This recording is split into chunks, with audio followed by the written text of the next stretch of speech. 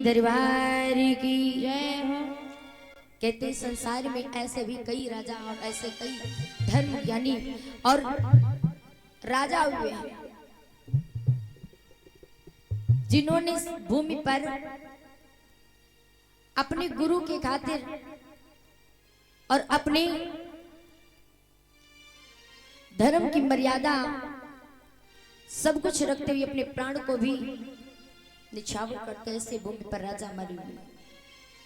आइए इस कुछ क्षणों में ऐसे पावन कथा आम लोगों को सुनाने जा रही हूँ कि जिस प्रकार से यहाँ भूमि पर ऐसे ऐसे राजा बहुत हुए तपस्वी और ऐसे अपने कुल की मर्यादा धर्म की मर्यादा इस मर्यादा से पीछे नहीं हटे कि जैसे यहाँ पर भूमि पे हुए और ऐसे ऐसी हमारी मैया भी हुई हैं जिन्होंने अपने पालन और धर्म की पूरी मर्यादा रखी है।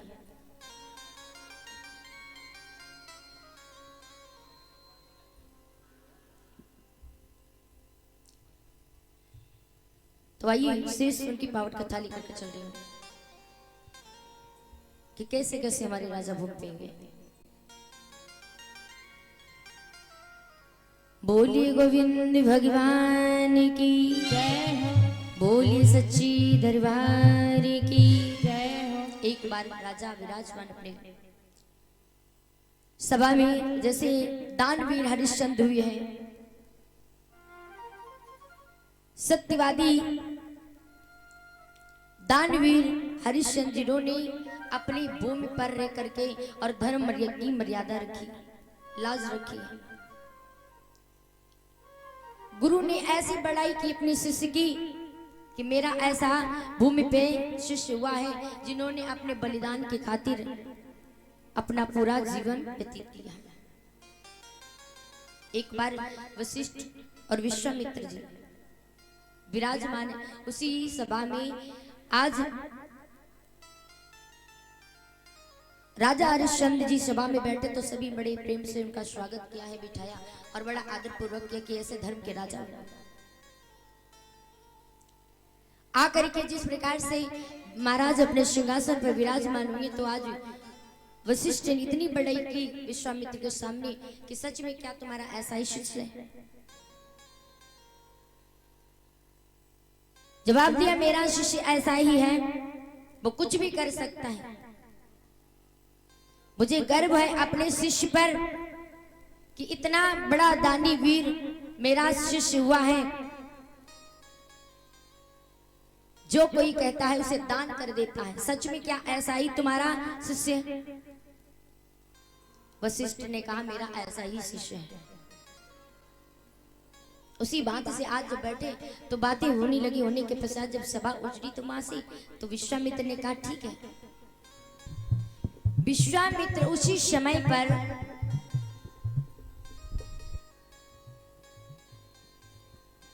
अपन जा करके ऐसा भेष बनाया, परीक्षा लेने के लिए विश्वामित्र तैयार हो जाते हैं।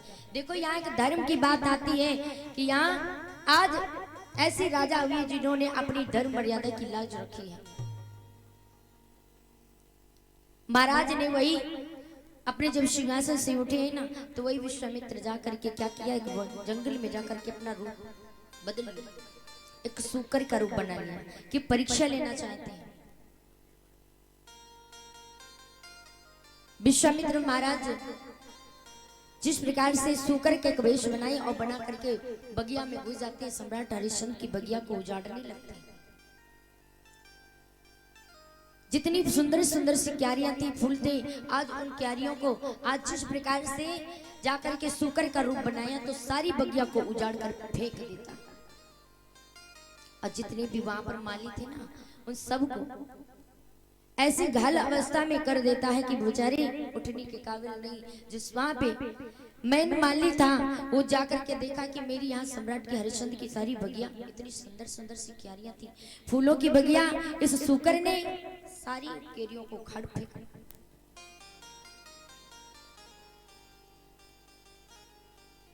तो जैसे ही वो माली गया मारने के लिए लाठी उठा करके स्वयं उस पर टूट पड़ता और जंगा को खा लेता है। और वो जैसे अपनी जान बचाई और हरिश्चंद्र के पास में गए, महाराज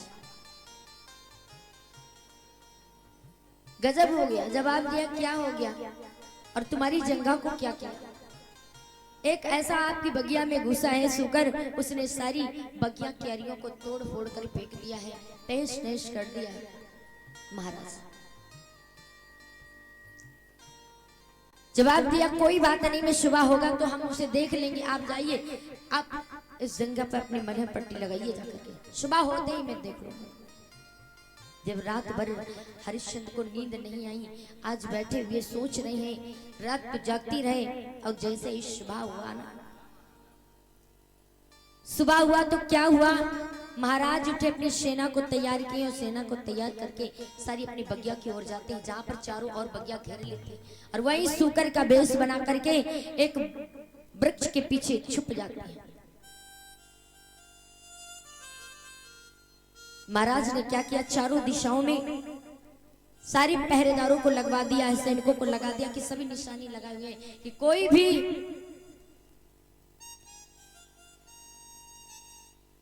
जिस समय कहा कि सूकर निकल करके जाना नहीं चाहिए, चारों तरफ से ये घेर लीजिए। उसी बात से जब देखा कि चारों दिशाओं में घेर लिया, घेरने के पश्चात अब विश्वामित्र सोचने लगते हैं कि अगर ये सूकर कहीं निकल गया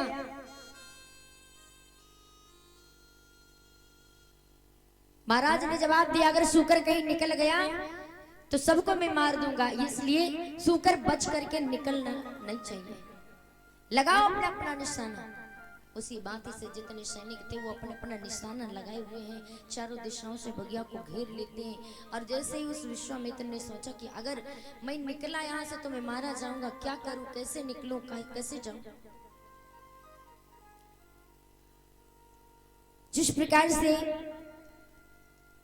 चारों दिशाओं से बगिया गिरी हुई अपना अपना निशाना लगाए हैं, लेकिन आज महाराज की नजर जैसे इधर से उधर भटकी नहीं, विश्वामित्र उसी मौका पाकर के बगिया से निकल जाते हैं।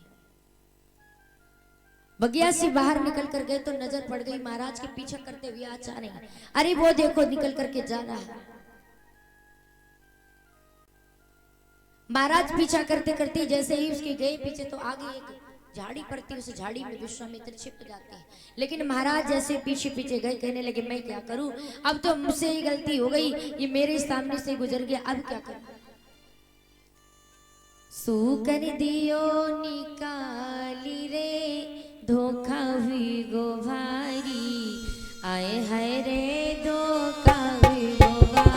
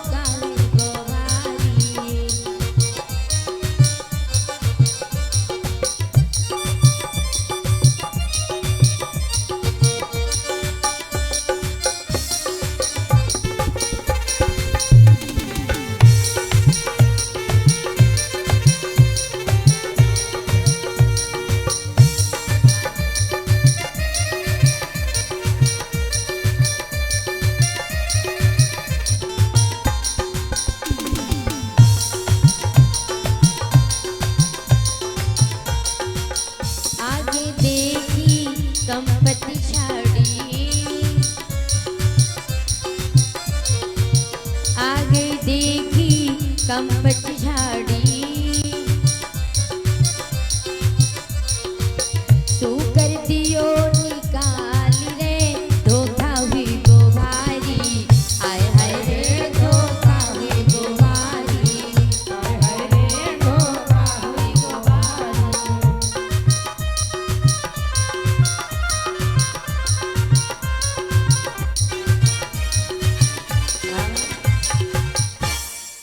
महाराज सोचने लगे अब तो ये मुझसे ही गलती हो गई, अब मैं क्या करूं।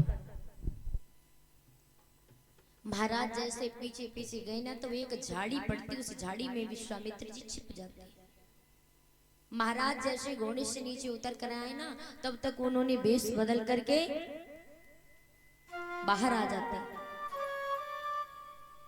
अब जैसे ही बाहर निकल कर आ गए, उसी भांति से हरिश्चंद्र ने देखा, प्रणाम किया।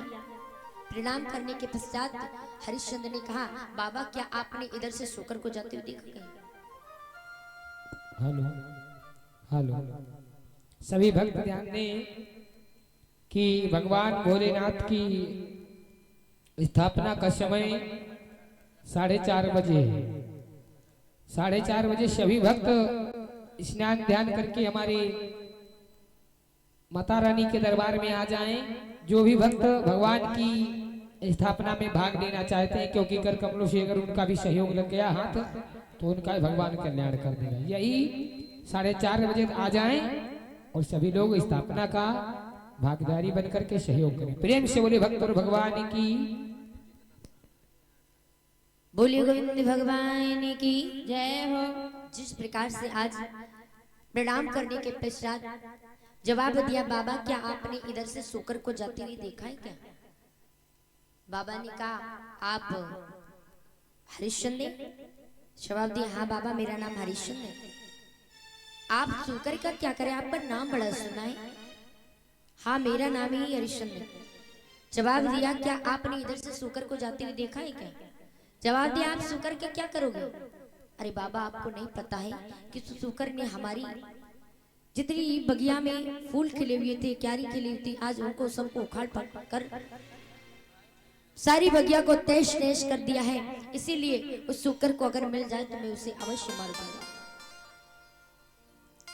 अरे छोड़ो, इस बताइए, हम आपके पास ही आ रहे थे। बोली बाबा। जवाब दिया है कि हमें आपके पास में थोड़ी सी मदद लेने के लिए आए थे। मैं गरीब हूं, मैंने सुना कि आप बहुत बड़े दानी हैं, बहुत दान करते हैं। कहा बस बाबा आपकी सबकी कृपा है, भगवान की कृपा है, मैं ऐसा कोई दान नहीं, हाथ जो मांगता है उसे मैं इनकार नहीं करता। जवाब दिया, मेरी बेटी का विवाह है, उसके लिए मुझे थोड़े से पैसों की आवश्यकता है, अगर मुझे दे दोगे तो बड़ी कृपा होगी महाराज। कहा बाबा हमारे पास में यहाँ कुछ नहीं है, कुंजी और लगाम के सिवा कुछ नहीं है।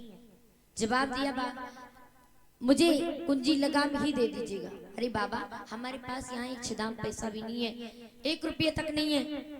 आप हमारे घर चलिए, आप जितना मांगोगे उतना मैं दान दे दूंगा, पर यहाँ मेरे पास में कुंजी लगाम के सिवा कुछ नहीं है।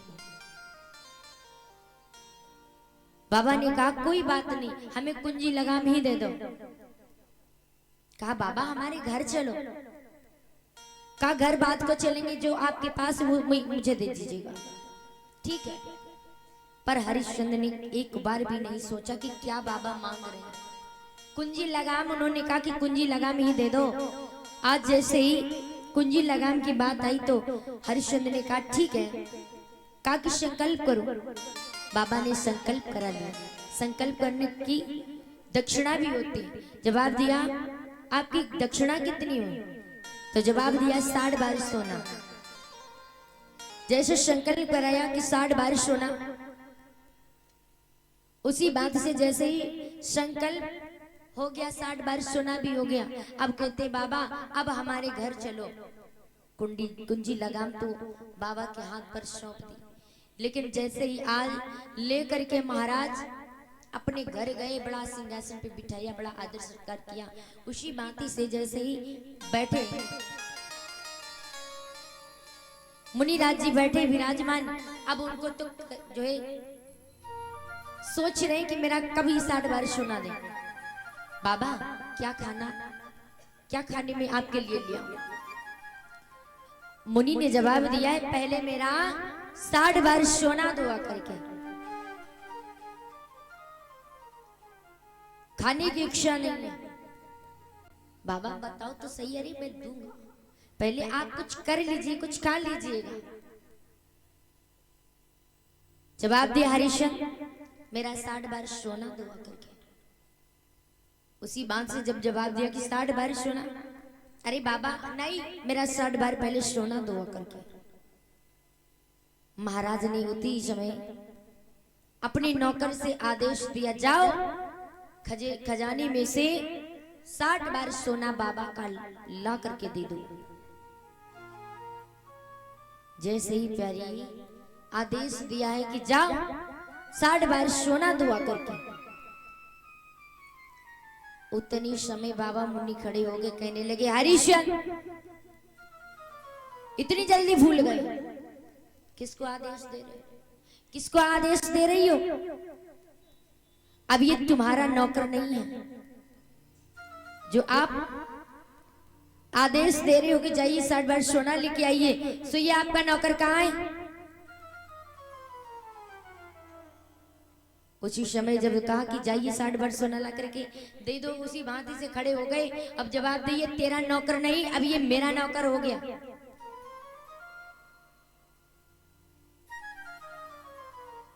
जैसे इतने शब्द कहे हरिश्चंद्र ने सोचा कि, और पेट को पकड़ करके हरिश्चंद्र बैठ जाते हैं, और जैसे पेट को पकड़ करके बैठे कहने लगे, बाबा तुम ठीक कह रहे हो, इतनी जल्दी भूल गए तुम। जब मेरे हाथ पर कुंजी लगाम आपने सौंप दी है और आप इस नौकर से कहते हो कि जाइए 60 बार सोना ला करके दे दीजिएगा, अब ये नौकर तुम्हारा कहाँ रहा? ये तो नौकर मेरा हो चुका है। हरिश्चंद्र फूट फूट करके रोने लगे। उसी भांति से आज जब रोने लगे तो सोचने लगे, बाबा मुझे क्षमा कर दीजिए, अरे मैंने कुंजी लगाम तो तुम्हारे हाथ पर सौंप दी है, मेरा राज तो नहीं रहा, ये राज तो तुम्हारा हो चुका है, अब इस पर मेरा कोई अधिकार नहीं है। उसी भांति से जब बैठ करके रोने लगे, बाबा कहने लगे, जाओ मेरा 60 बार सोना दुआ करके। हरिश्चंद्र कहने लगे, बाबा हम आपका 60 बार सोना अवश्य अदा करेंगे, मैं अपनी पत्नी तारावती से मिलूं।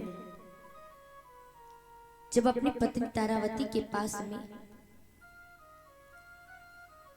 जाते ही उसी बात से रोते हुए, क्योंकि रोज जब जाया करते थे तो उस सोने की थाली में आरती को सजा करके अपने पिया की आरती उतारा करती थी, और वही जब देखा है तो अपने पिया को बीच पकड़ करके हाथ पलंग पर बिठा लेते।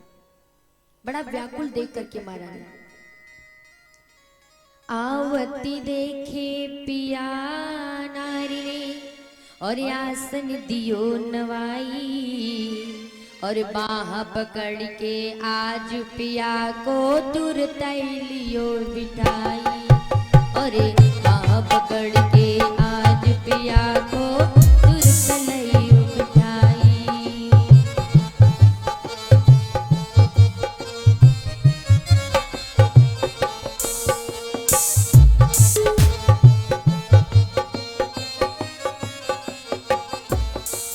और लेके भी दुनिया मोर पंच की सर पे रही घुमाई, और हालत देखी आज पिया की सकल गई गुमलाई, और हालत देखी आज पिया की सकल गई गुमलाई।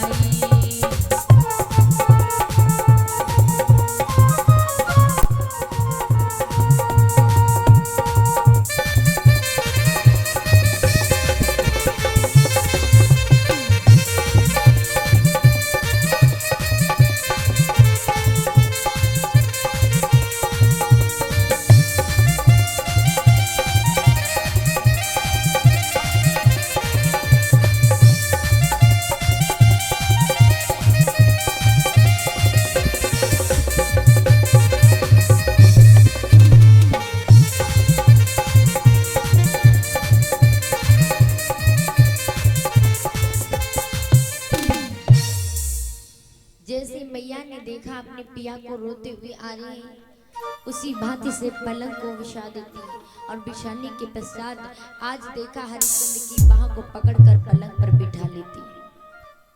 जब देखी है ये हालत तो आज तारावती बड़ी परेशान हो गई कि मेरे पिया का आज मुख क्यों इतना उदास है। सोने की थाली से आरती को उतारने लगती है। जैसे ये आरती को उतारने लगती उसी भांति से पूछने लगी, चरणों को दबाने लगी। और आरती उतारने के समय जैसे उतारने लगी तो हरिश्चंद्र ने तुरंत हाथ को पकड़ लिया और पकड़ने के पश्चात कहा, हे देवी, इस थाली से मेरी आरती मत उतारो। क्यों, ऐसा क्यों कह रहे हो? जवाब दिया, हे देवी, ये मेरी थाली नहीं है। ये क्या मेरी थाली नहीं है? हाथ पकड़ लिया। आज के पहले कभी आपने ऐसा नहीं किया? क्या हो गया है तुम्हें? हे देवी, जिस थाली से आप मेरी आरती उतार रही हो ये किसी और की अमानत है, अब मेरी नहीं है। ऐसा क्यों? ये पूरी राजधानी मैंने किसी को सौंप दी है, ये मेरी राजधानी नहीं है। क्या कह रहे हो पिया? जवाब दिया, हाँ, ये मेरी राजधानी नहीं, अब किसी और की हो चुकी है। क्योंकि मैंने किसी के हाथ पर पूरी राजधानी की कुंजी लगाम को सौंप दिया है, अब मेरा कोई अधिकार नहीं है। एक बाबा आए हुए हैं, चलिए उनसे मिल लीजिएगा, क्योंकि देवी ऊपर से मुझे 60 भार सोना उन बाबा का अदा करना है। जैसे इतनी बात सुनी है आज तारावती ने तो स्वयं आज हरिश्चंद्र को चुप कराने लगी, कहने लगी, तुम रो रहे हो? इतने दिनों के बाद में आज एक मुनि की सेवा करने का अवसर मुझे मिला, आप रो रहे? 60 बार सोने की अदा करने की आप बात करें तो चलिए स्वामी हमें बेच लीजिएगा, उस मुनि की 60 बार जितना भी सोना है वो अदा कर दीजिएगा, मुझे बेच लीजिएगा। तब तक रोहित आ जाता। रोहित देखता ही माँ पिता को रोते हुए कहने लगे, माँ ऐसी कौन सी बात हो गई, तू रो रही है? बता मैया क्यों रो रही है? सारी बात बताई बेटा, ऐसी ऐसी बात है। रोहित ने जवाब दिया है, पिताजी मुझे बेच दीजिएगा और बाबा का 60 बार सोना अदा कर दीजिएगा। मैया पेट को पकड़कर रोने लगी, कहने लगी, बेटा तू कैसी बात कर रहा है? चल बाबा से मिलते, बाबा से पूछते। बाबा के पास में गई, हाथ जोड़ करके पैरों में गिर गई और कहने लगी, बाबा मैं आपके चरणों में हूँ, आप मुझे अपने काम पे रख लीजिएगा और अपना 60 बार सोना अदा कर लीजिएगा, अपने महलों में ही मुझे खरीद लीजिएगा। आप जो काम कहेंगे वो मैं करने के लिए तैयार हूं। जैसे ही आज बाबा ने कहा, हरिश्चंद्र तुम्हें इस राज्य में नहीं, इस राज्य में हम तुम्हें नहीं खरीद सकते, मेरा 60 बार सोना दो, कहीं से भी दो, मैं तुम्हें नहीं खरीद सकता, इनकार कर दे। तारावती रोने लगी, हरिश्चंद्र पेट को पकड़कर रो रहे हैं। आज जैसे ही रोते हुए उसी बात से तारावती कहने लगी है कि चलो स्वामी बाबा को उस जगह पर ले चलो, वहां मुझे कोई ना कोई अवश्य खरीदेगा, चलो मुझे काशी लेकर के चलो। जैसे ही मुनि ने कहा ठीक है, हरिश्चंद्र ने कहा कि ठीक है चलो हम तुम्हें काशी चलते हैं। तीनों तैयार हो जाते हैं काशी को चलने के लिए। मुनि महाराज ने क्या किया, तीनों को लेकर के धीरे धीरे चलते हुए मार्ग पर जा रहे हैं। कहां? काशी। काशी में कोई ना कोई मुझे अवश्य खरीदेगा।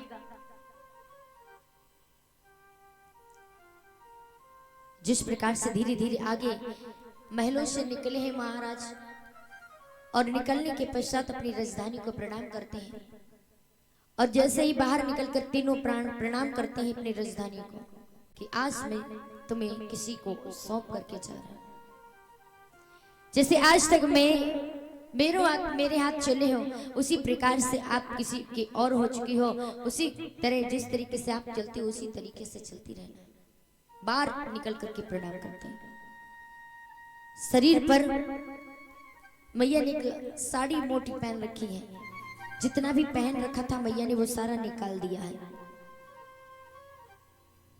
रानी को श्रृंगार छुटो, केवल एक मोटी धोती है, राजा पर एक लंगोटी है, रोहित पर एक कसौटी है।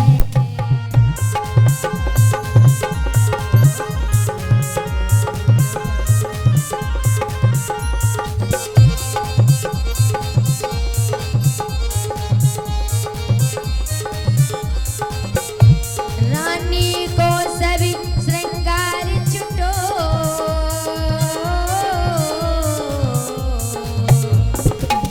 ओ रानी को सभी श्रृंगार छुटो, केवल एक मोटी धोती है। राजा पर एक लंगोटी है, रोहित पर एक कसौटी है।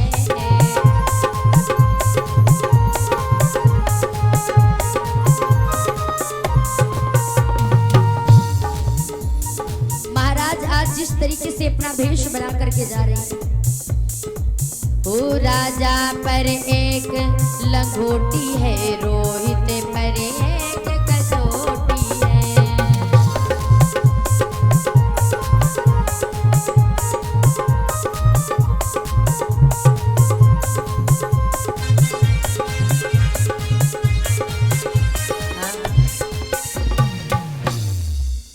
जिस प्रकार से आज मोटी सी धोती मैया ने पहन रखी, सारा श्रृंगार निकाल कर रख दिया, और ऐसे तीनों बाहर निकल कर प्रणाम अपनी राजधानी को करते हैं कि आज तक तू हमारी रही, अब तू किसी और की हो सकी। अभी प्रणाम करो राजधानी, अभी प्रणाम करो राजधानी,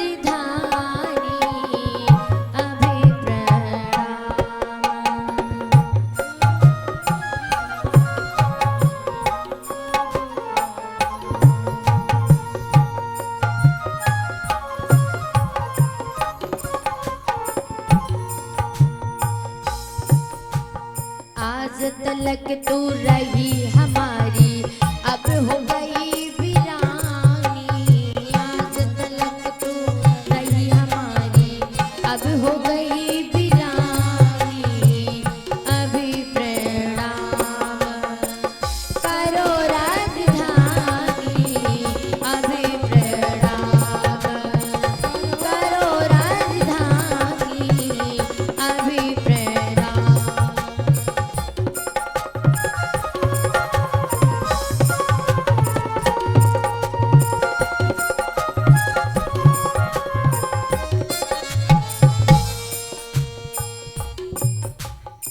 जिस प्रकार से आज कि आज तक तू हमारी रही, अब किसी और की हो गई, आज से मेरा सब कुछ छूट रहा है।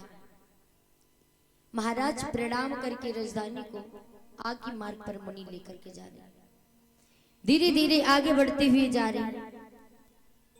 चलते चलते मैया जो कभी पैदल नहीं चली थी, लेकिन आज वो मैया नंगे पैरों जा रही है। पैरों में कांटे जो है चुभ जाते, घुटनों तक सूजन बढ़ गई। महारानी कभी महलों से बाहर नहीं गई थी, लेकिन आज कांटों पर चल रही हैं, पैदल जा रही हैं। पैरों तक घुटनों तक सूजन मैया के बढ़ गई है। देखिए, एक गुरु की खातिर एक शिष्य मिट्टी में मिलने जा रहा है। इतना भी मत बड़ाई करो कि ऊपर हो जाए। आज जितनी बड़ाई आज विश्वामित्र के सामने वशिष्ठ जी ने की, परीक्षा लेने के लिए आज विश्वामित्र हरिश्चंद्र के पूर्ण चलते हैं। आगे मार्ग पर चलते चलते आदि मार्ग पर जब पहुंचे, मैया को चलते चलते पैरों में सूजन बढ़ गई। अब तो भूमि पर मूर्छित होकर गिर पड़ी।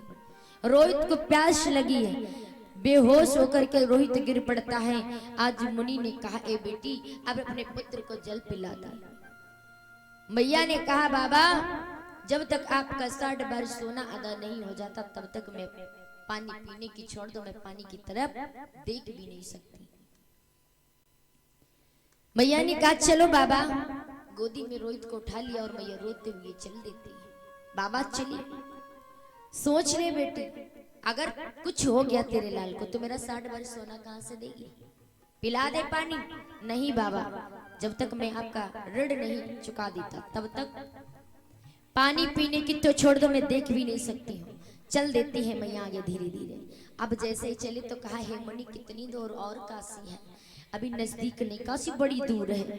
मैया पैदल पैदल जा रही हैं और कहती मैया अब और हमसे चला नहीं जाता, पैदल चला न जाए हम चलने से मजबूर, ए मुनिराज बताई दे तेरी काशी कितनी दूर, ए मुनिराज बताई दे तेरी काशी कितनी दूर।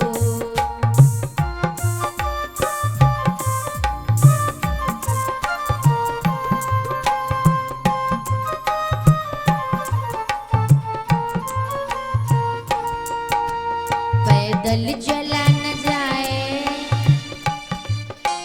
पैदल चला न जाए हम चलने से मजबूर, ए मुनिराज बताई दे तेरी काशी कितनी दूर, ए मुनिराज बताई दे तेरी काशी कितनी दूर।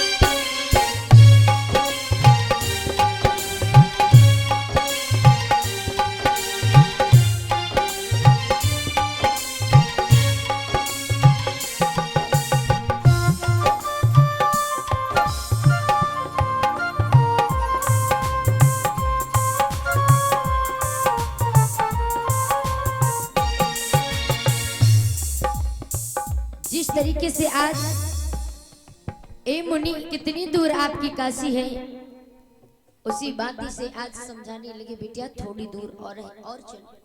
चलते चलते मैया के पैरों में इतनी सूजन बढ़ गई कि मैया से चला नहीं जा रहा है, जिस बात से आगे बढ़ते हुए जाते पहुंचे।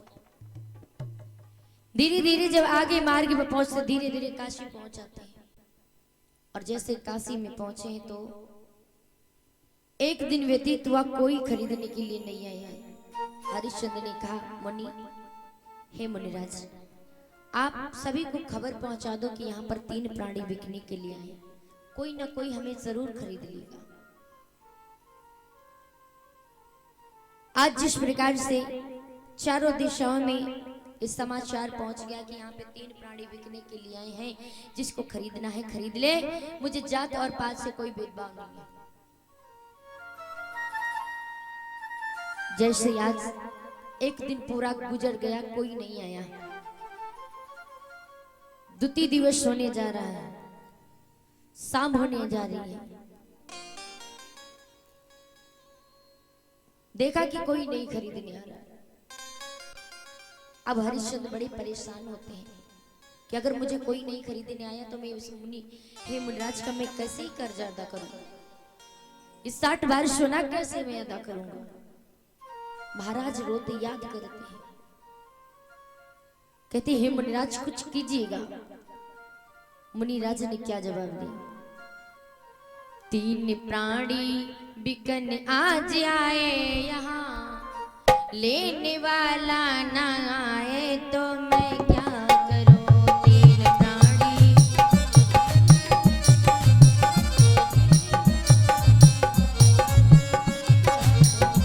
3 प्राणी बिकन आज आए यहाँ, लेने वाला ना आए तो मैं क्या करूं।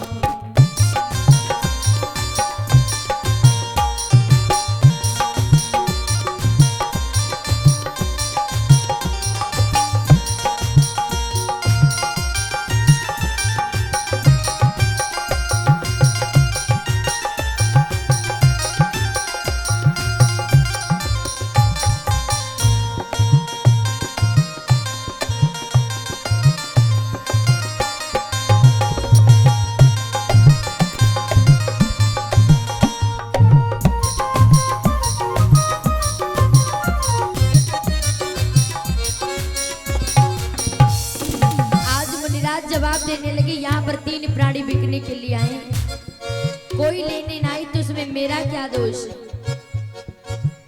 कोई लेने ना आए तो